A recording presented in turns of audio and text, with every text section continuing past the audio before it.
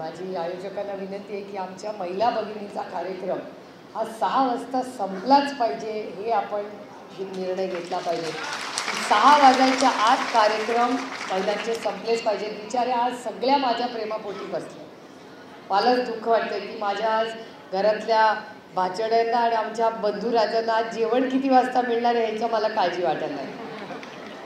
पण मी तमाम अंबळनेरच्या मायबाप जनतेचे मनपूर्वक आभार मानते की विधानसभेला मोठ्या संख्येने मतदान करून आपण 5 वर्षापूर्वी राष्ट्रवादी काँग्रेस पक्षाला इथून एक आमदार निवडून दिला. याबद्दल मी तुमचे मनपूर्वक आभार मानते. 5 वर्षात बरेच बदल झालेत. आयुष्यात प्रत्येकाच्या वेगवेगळ्या घटना होत असतात, तशा माझ्याही आयुष्यात बदल झाला. योग्य अयोग्य ह्याच्यात मी पडत नाही, कारण का मी वळून बघून त्या इतिहासात रमणारी नाही. मी माझा काल नाही बदलू शकत, पण माझा उद्या जरूर मी बदलू शकते. आणि माझ्यावर झालेल्या संस्कारामध्ये जरी मी एका पुरोगामी विचाराच्या घरात जन्माला आले असले, जिथे मुलं आणि मुलीमध्ये कधीच अंतर नव्हतं, जी आमच्या घरातल्या मुलांना परवानगी होती तेवढीच मला होती, शिक्षणाची, नोकरी करायची, बाहेर जायची सगळीच. पण तरी आपल्या संस्कारांमध्ये एक आहे की आपल्यापेक्षा वडीलधारी लोक असतात ना, त्याचा मान सन्मान करायचा आणि वेळ पडली ते एक पाऊल मागे घेतलं आपल्या ज्येष्ठांच्या विरोधात, ह्याला आपले संस्कार म्हणतात. आणि त्याच्यामुळे अनेक वर्ष संघटनेमध्ये मी फार काही पुढे कधी जबाबदाऱ्या घेतल्या नाही. आणि घरातले बाहेरचे मी कुटुंब म्हणून पक्ष काम करायचा. आणि कुटुंबाचे अध्यक्ष वडीलक्याच्या नात्याने आदरणीय पवारसाहेब यांचं स्थान होतं. आणि वडिलांच्या जागेवर एका माणसाला नेता मानून, वडील मानून आम्ही सगळे कुटुंब म्हणून काम करायचो. एकमेकाच्या सुखदुःखात आम्ही एकत्र असायचो. लग्न कार्य, कोणी आजारी पडलं, एक मोठं कुटुंब म्हणून आम्ही कार्यरत असायचो. त्यानंतर आमच्या आयुष्यात एक वादळ आलं आणि एक अदृश्य शक्ती आली.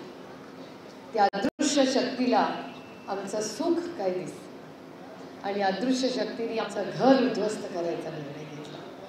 घर म्हणजे काय, फक्त पवार कुटुंब नाही, राष्ट्रवादी काँग्रेस पक्ष उद्ध्वस्त करण्याचं पाप जर कोणी केलं असेल तर ते दिल्लीच्या अदृश्य शक्तीने केल्या. आज आरोप आहे माझा त्यांच्या. आणि उद्ध्वस्त केलं, पक्ष नेला, चिन्ह पण नेलं. आता तुम्ही मला विचार करून सांगा, तुम्ही घरात राहताना ताई, कुणाच्या नावावर घर आहे? सासऱ्यांच्या नावावर तुमचं घर आहे. मी आता अदृश्य शक्ती आणि मी आलो आणि तुम्हाला घरातून काढून टाकलं तर तुम्हाला कसं वाटेल? चालेल का तुम्हाला? तुम्ही माझ्या जागी असता तर काय केलं असतं? लढला असता का रडत बसला असता? काय केलं असतं? लढला असता. आणि मला अभिमान वाटतो की महाराष्ट्रातली स्वाभिमानी महिला ती रडत बसत नाही, ती लढत बसते. आणि लढायला कितीही कष्ट करावे लागले तरी तिची लढायची तयारी असते. आज मी बघते माझ्यावर अनेक लोक टीका करतात. लोक मला विचारतात, तुम्हाला वाईट नाही का वाटत? नाही वाटत, कारण का मी जिथे उभी आहे मला माहिती आहे की मी खरंच कोणाच्या कॉन्ट्रॅक्टमधले पैसे खाल्ले नाही आहेत ना, मी 5 पैशाची कोणाला मिंदी आहे. माझी बिलं कोणी भरत नाही आणि मीही कोणाची बिलं भरत नाही. त्याच्यामुळे मी बिनधास्तपणे दिल खोल के भाषण करू शकते, कारण मी राजकारणात पैसे कमवायला आलेले नाही. मी राजकारणात तुमच्या आयुष्यात एक चांगला बदल घडवण्यासाठी मी राजकारणात आले आहे. आणि आज जे गलिच्छ राजकारण महाराष्ट्रात चाललंय ना, आता ह्याच्यात आपल्याला बदल आणायचा. सत्ता आम्हाला सत्तेवर बसवण्यासाठी आपल्याला सत्ता बदलायची नाहीये. सुसंस्कृत महाराष्ट्रातले संस्कार परत आणण्यासाठी आपल्याला पुढची विधानसभा लढायची आहे. याच्यासाठी मी जो माझे कामाला लागले, कष्ट करावे लागतील, काही सोपं नाही. कारण का ते साम दाम दंड भेद सगळं करते. पैशाची तर कमतरताच नाही. आणि त्यांना असं वाटतं पैसे वाटले की माणसं विकत मिळतात. 50 खोके एकदम ओके. 50 खोके तुम्हाला ओके. आम्ही रामकृष्ण हरिवाले अर्धी भाकरी कमी खाऊन उपाशी झोपून पण स्वाभिमानाने जगून रस्त्यावर अंबळलेल्या चाकांना मला 50 खोकेवाला चाललाय हे माझी ऐकायची ताकद नाही. आणि आज बरेच लोक काय काय बोलतात, पत्रकार विचारतात तुमचं काय मत आहे, तर माझं काही मत नाही. हे बघा, मी जर टीका केली तर टीकायची ऐकायची पण ताकद आपल्यात असली पाहिजे.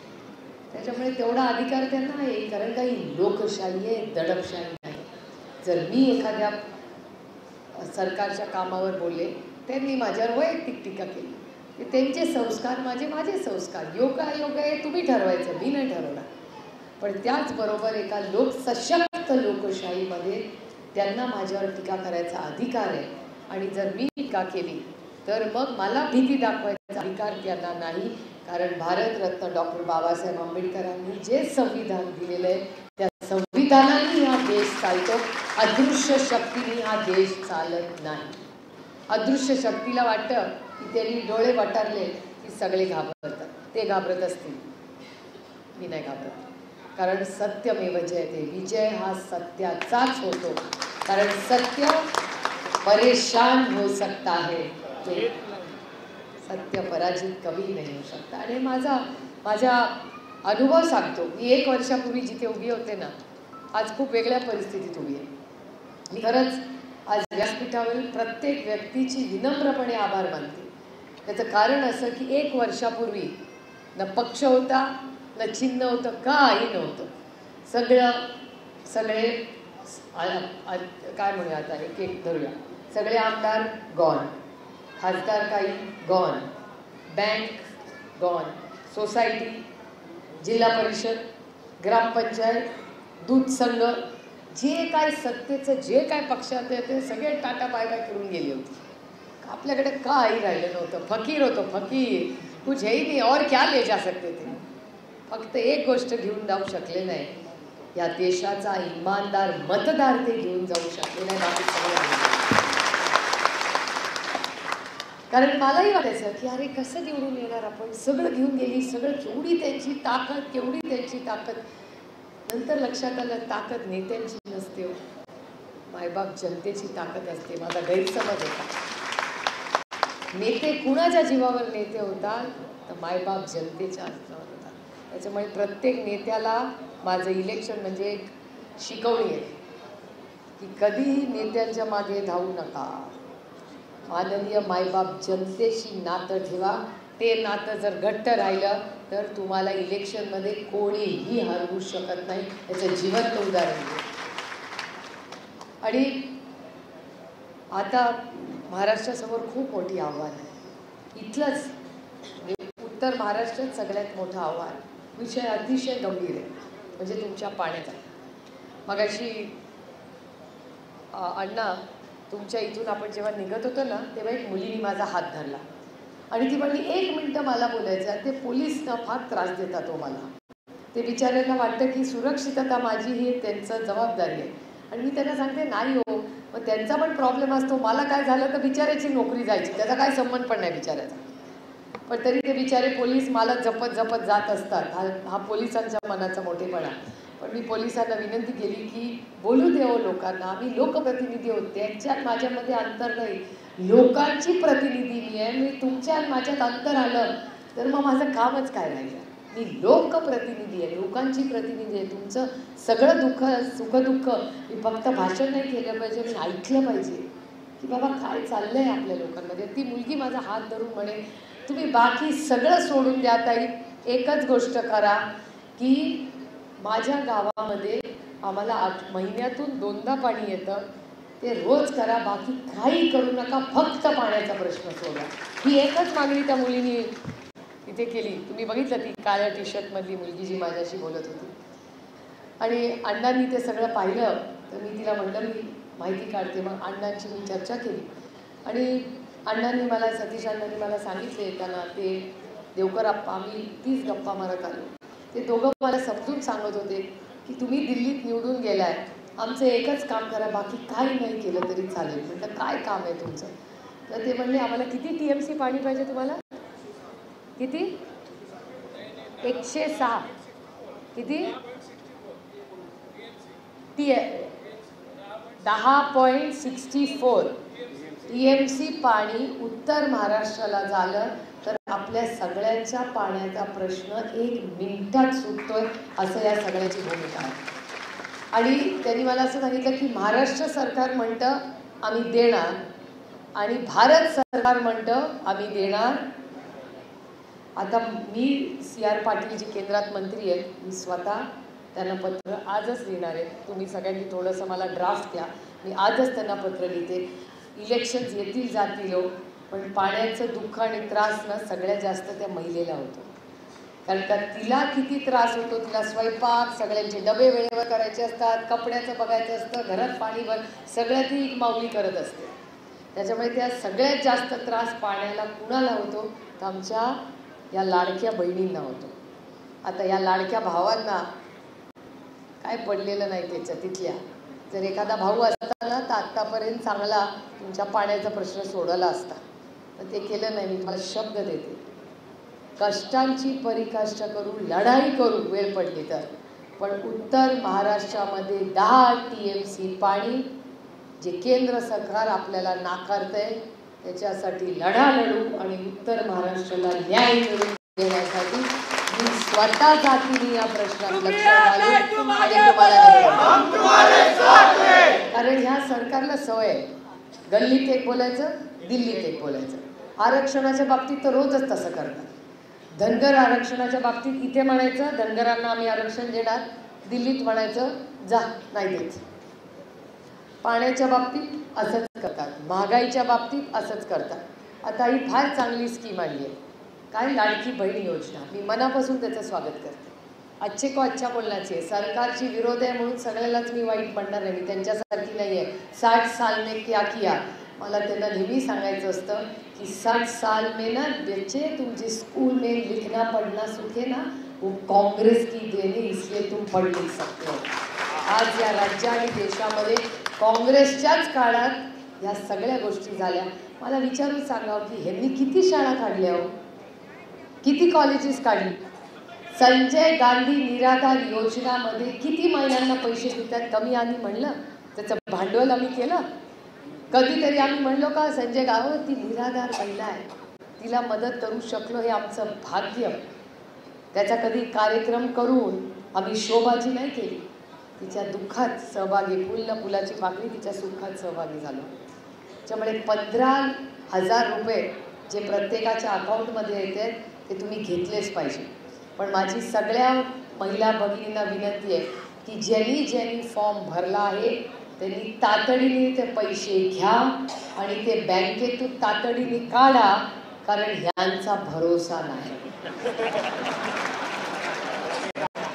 दुसरं सांगते, कारण त्यांनी मला एका कोणीतरी सांगितलंय की दिवाळीच्या आधी 10,000 रुपये प्रत्येक महिलेला मिळणार आहेत.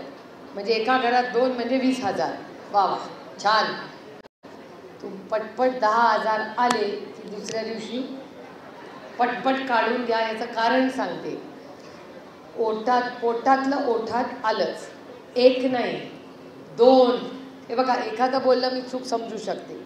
2 भारतीय जनता पक्षातले सरकारमध्ये असलेले आमदार म्हणाले की जर मतदान केलं तर ठीक, नाहीतर डिसेंबरमध्ये पैसे देणार नाही. त्यांना हेच माहिती नाही की डिसेंबरमध्ये त्यांचं सरकारच नसणार आहे. डिसेंबरमध्ये महाविकास आघाडीचं सरकार असणार आहे आणि कोणीही या राज्यात कुठल्याही महिलेला दमदाटी करू शकणार नाही. हा छत्रपतींचा महाराष्ट्र आहे, शाहू फुले आंबेडकरांचा महाराष्ट्र आहे. ह्याच्यात महिलांचा मान सन्मानच होणार. आणि यावेळेस तुम्हाला लाईनीने बसून तिथे पैसे करायला लागले. आपलं सरकार आल्यावर घर बसल्या तुमच्या घरी दर महिन्याला पैसे आणून देऊ, तुम्हाला रांगेत उभं करणार नाही, कधीच करणार नाही. आणि वाढवू नाही देऊ, सुरक्षितता वाढवू, शिक्षण वाढवू, तुम्हाला स्वतःच्या पायावर उभं करू. का नाही करायचंय? निर्णय प्रक्रियेत आदरणीय पवार साहेबांनी आरक्षण आणलं की नाही? आज व्यासपीठावर पुरुषांच्या बरोबरीने आज महिला उभ्या आहेत, बसलेल्या आहेत. निर्णय प्रक्रियेत महिला आहेत. जिल्हा परिषदमध्ये महिला आहेत, ग्रामपंचायती महिला आहेत, कुठून या आल्या? उंबरठा ओलांडून. हो, आधी काय दिसायचं? फक्त काचेच्या बांगड्या दिसायच्या आणि हात दिसायचे, त्या माऊलीचा चेहरा कोणी बघितला नव्हता. पण आज ती माऊली उंबरठा ओलांडून आज येते आणि निर्णय प्रक्रियेत येते. तुमच्या सहीशिवाय विकास होत नाही या देशामध्ये. आणि आज लोकसभेनंतर यांच्या लक्षात आलंय कुछ तो गडबड आहे. 45 सीट येणार होत्या, आमच्या 3च येणार होत्या. ते 0च विसरले. त्यांच्या 4, 5, 5, 9 आल्या. आपल्या 30च्या मागे 0+1 आणि एक 32वी तर कॉपी करून पास. तिथे 50 मतांनी जिंकले आहेत. आपण केस केली आहे की लवकरच जिंकू, 32वर येऊ आपण आज नव्हतो. कारण का सगळे रडीचा डाव केला. माझं काय म्हणणं नाही, बा ही लोकशाही आहे. लोकांनी मतदान केलं, आम्हाला विरोधात केंद्रात बसवलं, मान्य केलं. पण 1500 रुपये देऊन मला खरंच सगळे म्हणतात भाषणामध्ये की एक बहीण गेली तर दुसऱ्या बहिणी आणू. हो, आमचं बहिणी भावाचं नातं इतकं हलकं नाही आहे की महिलाला 1500 रुपयावर आहे. भावाने काही दिलं नाही तरी भावाचा मान सन्मान करू, हे आमचे संस्कार आहेत. मला खरं सांगा, तुमची काय अपेक्षा आहे का हो भावाने काही द्यावं आपल्याला? भावाकडून फक्त प्रेम हवं आहे, बाकी आम्हाला भावाकडून काहीही नको. माहेरी गेल्यावर 2 शब्द गोड त्यांनी बोलावे, त्याच्या बायकोनी बोलावे. संध्याकाळी आमच्याशी कामावर आल्यावर प्रेमाच्या गप्पा गोष्टी कराव्या. गेल्यावर एखादं कुठेतरी फिरायला न्यावं, सिनेमा बघावा, गप्पा गोष्टी, लहानपणाची सुखदुःखाच्या आठवणी सांगाव्या. ह्याच्यापेक्षा जास्त काय लागतं भावाकडून मला सांग. ह्यांना भाऊ बहिणीचं प्रेमच कळलं नाही. अरे बहिणीकडे मागून तर बघा. बहीण असेल नसेल त्याच्यापेक्षा जास्त एखाद्या भावाला प्रेमाने देऊन, मला मागितलं असतं ना तर पाहिजे ते भावाला दिलं असतं. अरे तू मागून तर बघ. खरंच आहे, काय लागतो? खाली हात आत्यावर खाली हात. काही गठुडं घेऊन जाणार आहे का वरती? आणि मला खरं सांगा, कुणाकडे तरी ओरभाडून घेण्यात मजा आहे का प्रेमाने देण्यात मजा आहे? जी प्रेमाने आदराने देण्यात मजा आहे ना, ती अदृश्य शक्तीची मदत घेऊन घेण्यात येते. आमच्याकडे बघा ना, पक्ष होता ना चिन्ह होतं. रामकृष्ण हरी फक्त पांडुरंग होता आणि तुम्ही पांडुरंगाच्या रूपाने होता. काय लोकांनी मतदान केलं, मलाही आश्चर्य वाटलं. म्हटलं अरे बापरे, लोकांमध्ये किती ताकद आहे. सगळं आमच्या विरोधात होतं, सगळं सगळं सगळं. पण लोक आमच्या बाजूने होती आणि शांतपणे, कोणी काय बोलत नव्हतं. मीडियावाले यायचे, कुणाला मतदान करणार? लोक म्हणायचे रामकृष्ण हरी. लोक मागे मागे फिरायचे. नंतर लोकांना वाटायचं सुप्रिया सुळे येते का नाही येते, सीट जवळ येईल नाही येईल. मलाही वाटायला लागायचं, कारण का आमच्या दोघांच्या स्वभावात अंतर आहे. त्यांचा अति आत्मविश्वास आहे आणि माझा कमी आत्मविश्वास आहे. महाराष्ट्र हा एकाच माणसाला समजतो, त्या माणसाचं नाव शरद पवार. हे अदृश्य शक्ती.